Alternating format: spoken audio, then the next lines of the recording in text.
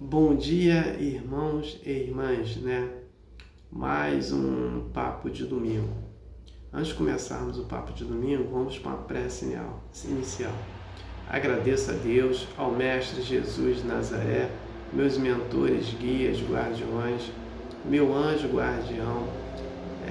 Agradeço aos Espíritos evoluídos, Espírito Santo, anjos, arcanjos, querubins, serafins. Agradeço a todos os mentores, todos os guias, todos os anjos guardiões. O papo de domingo, né, o objetivo dele é levar uma informação para uma irmã ou irmão que estão necessitados dessa informação, né?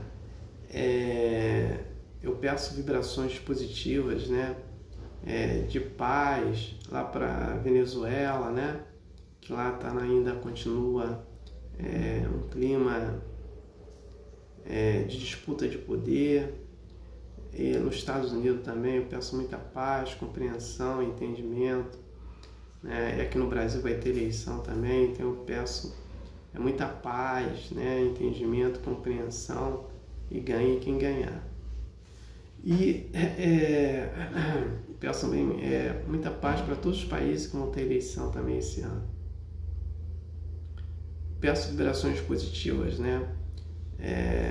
Para os irmãos e as irmãs que estão passando apuros por causa dos flagelos destruidores de Deus, né? Aqueles que fizeram a desassimilação da matéria e foram para o mundo espiritual. Peço para cada um paz, luz, consciência, perdão. Os irmãos e as irmãs que estão sofrendo por causa dos flagelos destruidores de Deus, eu peço vibrações positivas de consolo, com paz, harmonia, compreensão, entendimento, fraternidade, misericórdia, compaixão e amor nos seus corações. Peço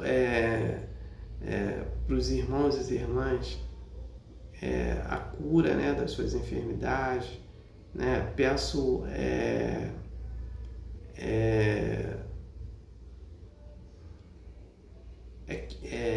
aqueles que estão passando necessidade, eu peço que se recupere o mais rápido possível da sua necessidade, né? Então, que tenha êxito e prosperidade nas suas vidas.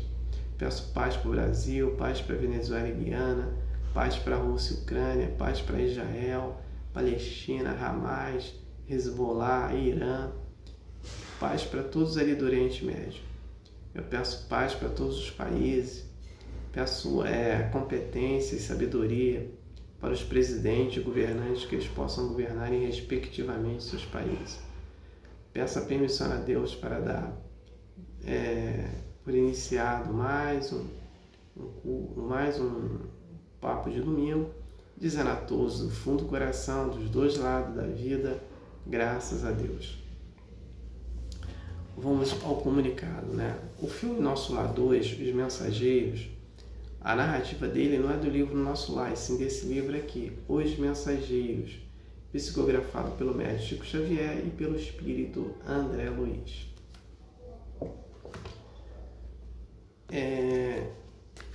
O comentário de hoje, o papo de domingo de hoje, é sobre karma coletivo, né?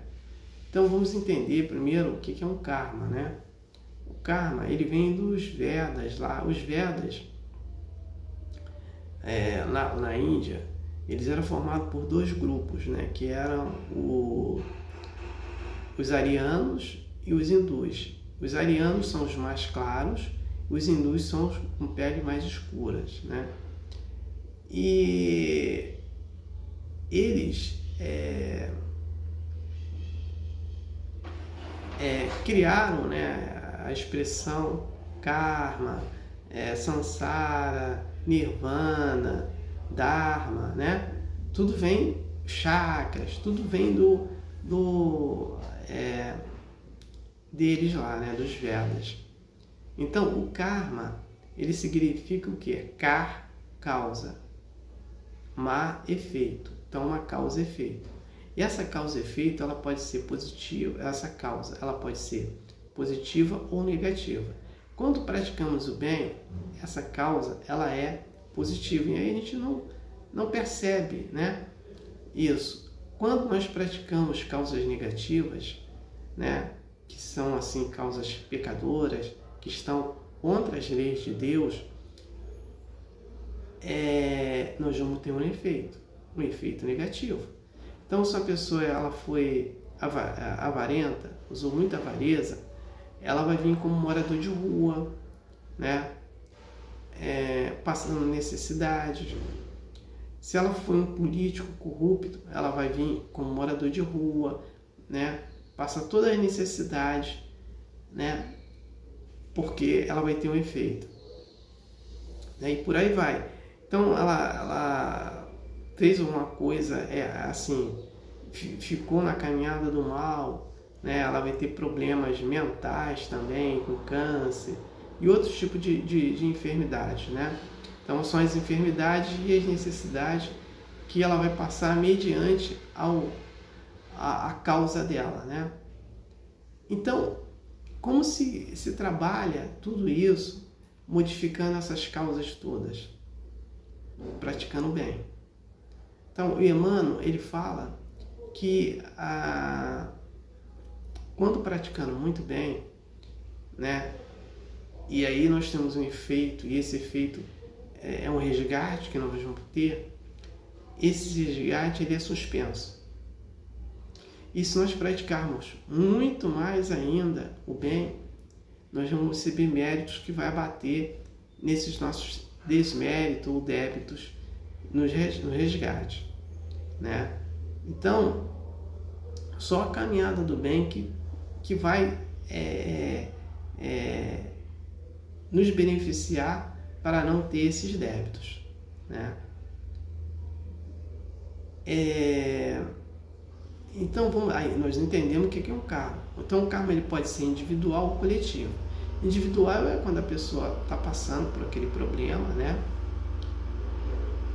E coletivo ele vem da família, ele pode ser da família, né? A família toda tendo o mesmo problema, tendo a mesma doença, passando pela mesma necessidade, todos ali morando na rua, né? Não tendo o que comer, né?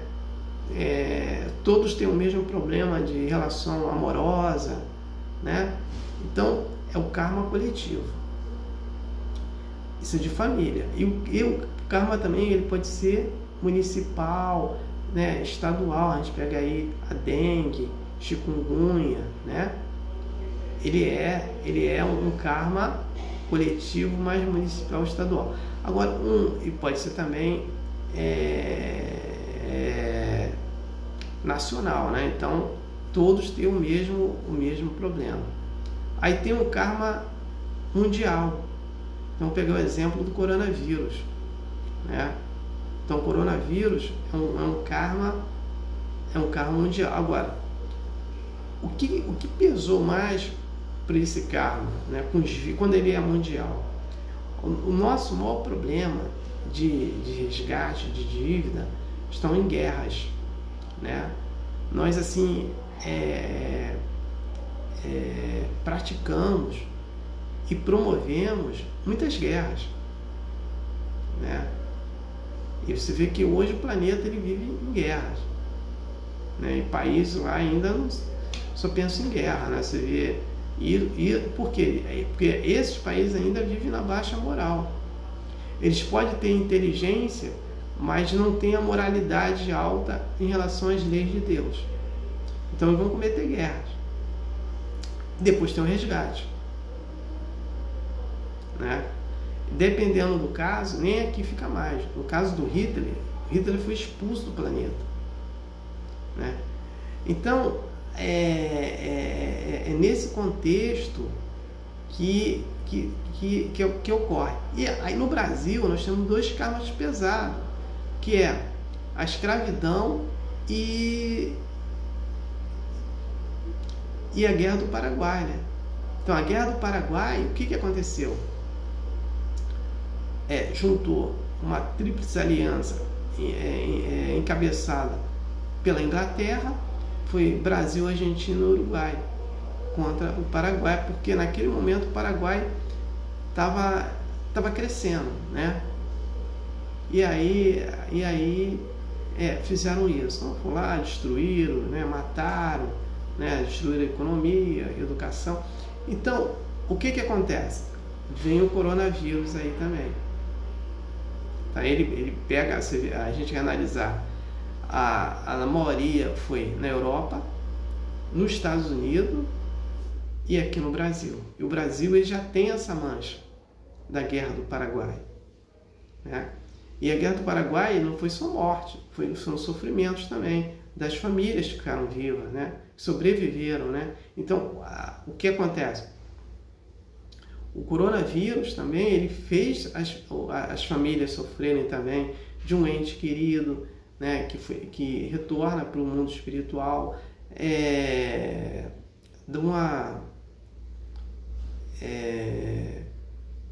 às vezes a pessoa ela não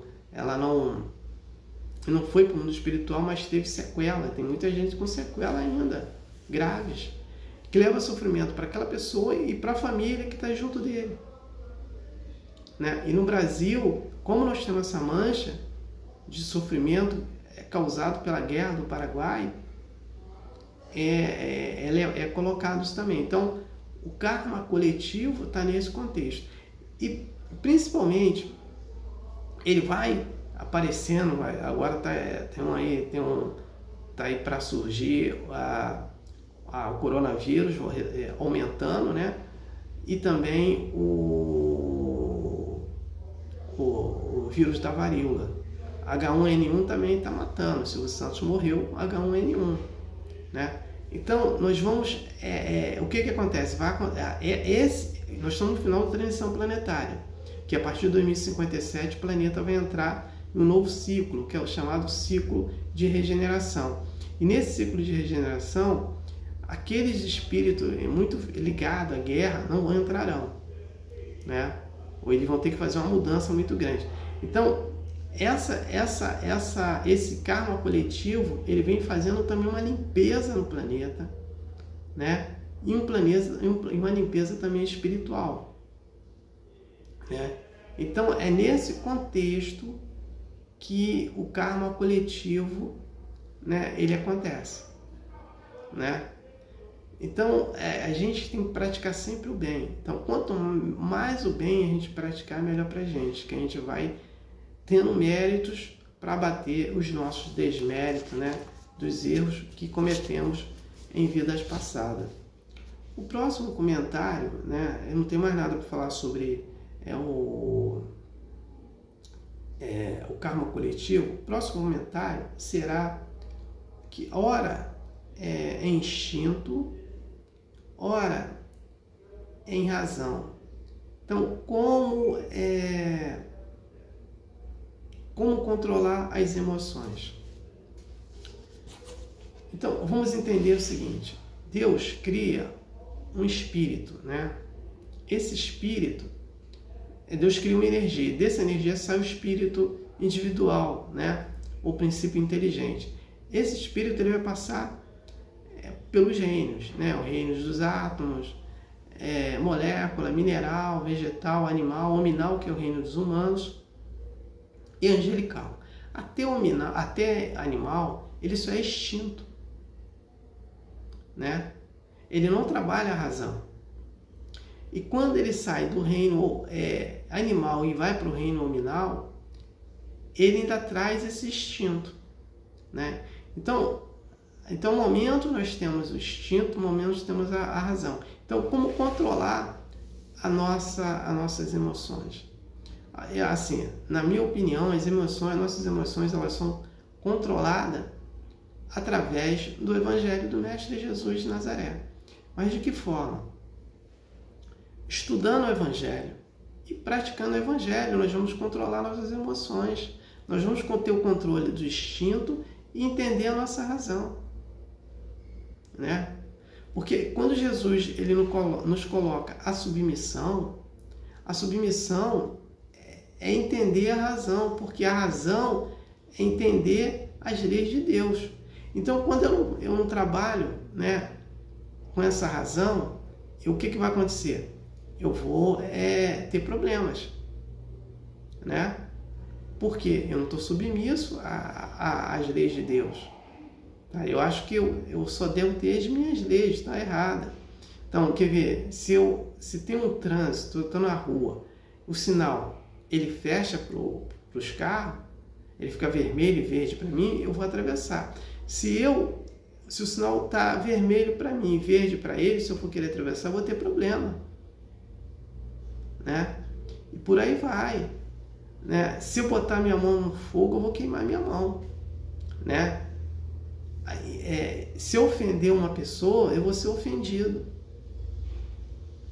Né? Então, tudo é uma causa e efeito. Então, eu tenho que procurar ter causas na razão, né, do bem, para eu ter efeito do bem também. Né? Então, controlar as emoções é estudar o Evangelho e praticar o Evangelho na sua integridade. Então, se procurarmos fazer isso, nós vamos controlar sempre as emoções, né? E vamos deixar de lado a inteligência do instinto. O que é o instinto? O instinto é uma inteligência pequena, né? E nós temos que trabalhar o quê? Essa macrointeligência, né? Trabalhar a razão, né? E trabalhando a razão, nós vamos ter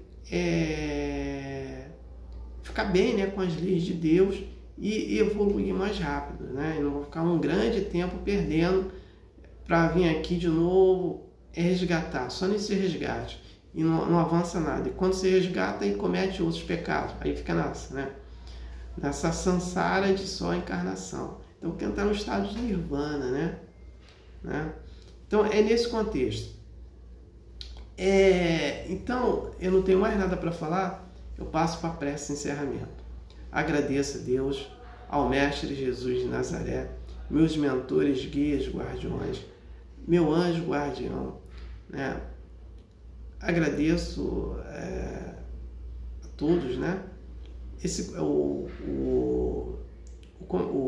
Papo de Domingo, né? O objetivo dele foi atingido, de eu ter levado uma informação para uma irmã, um irmão que estavam necessitados dessa informação. Peço a permissão a Deus para dar por encerrado mais um